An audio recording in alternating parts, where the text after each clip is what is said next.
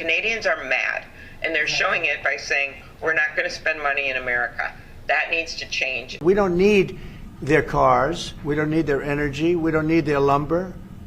We don't need anything that they give. We do it because we want to be helpful, but it comes a point when you just can't do that. You have to run your own country.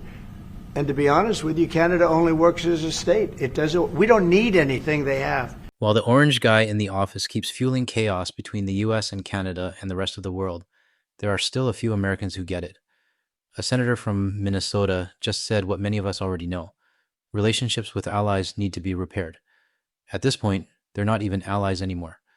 The US is struggling, and the logical ones down there are finally noticing. That means one thing. The boycott is working. We might not change Donald's mind, but others are starting to see the consequences. If you find this video informative, a like and subscribe goes a long way in helping us grow the channel. Let's get into it. From the Berkshires to Cape Cod, local businesses prepare to welcome tourists who are filling hotel rooms, eating in local restaurants, and shopping in local stores. But this year, there are worrying signs, given the strained relations amid the Trump administration's ongoing trade war. Traditionally, summer visitors to New England have included hundreds of thousands of Canadians. But since the administration announced tariffs on Canadian goods and the president expressed his wish to make Canada the 51st state, relations have been frosty, to say the least. Nationally, the number of Canadians entering the United States by car dropped by 35% in April.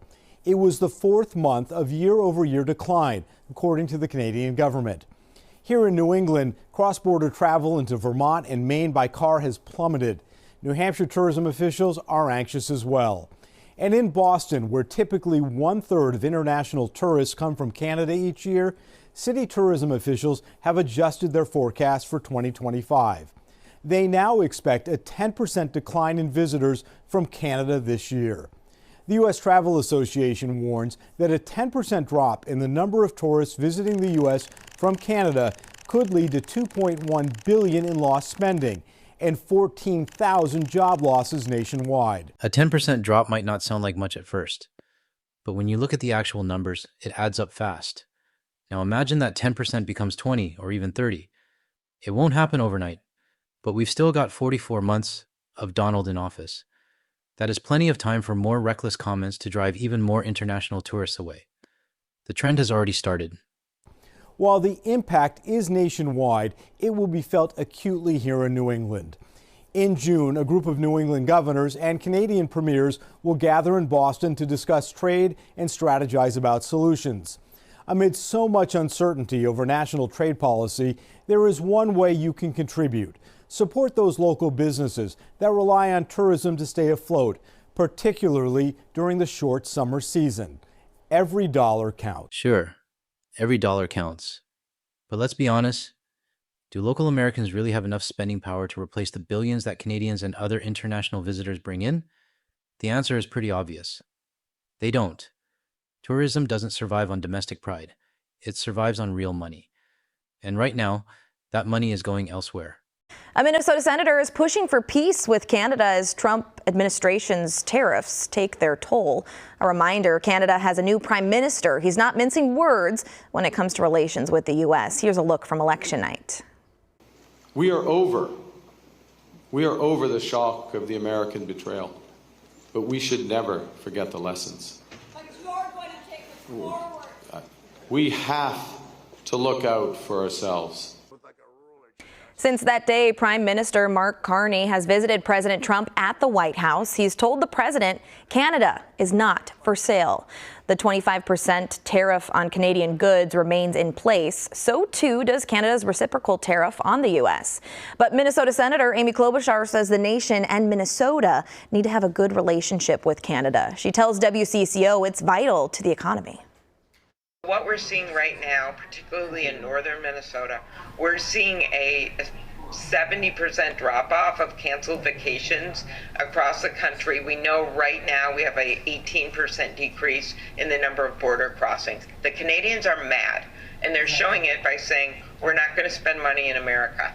That needs to change. The Minnesota Democrat just met with Prime Minister Carney. She says he wants a good relationship with the U.S. She also says there's a bipartisan push to bridge the gap with Canada. Otherwise, the tourism season ahead could be tough for Minnesota hotels, restaurants, and shops that supply our neighbors to the north. It's not that things could get tough. They will. U.S. media keeps downplaying the impact of the boycott. And sure, maybe that's their way of preventing panic. But the reality? It's starting to show, slowly, day by day. So what are we asking for? Respect. Start by getting Donald out of office. Not easy, but necessary. Treat Canada and other countries like true partners, not pawns. Drop the 51st state rhetoric. Stop the bullying. That would be a good start toward restoring some kind of normal. But let's be real, that's not likely to happen anytime soon. So what do? We keep pushing back.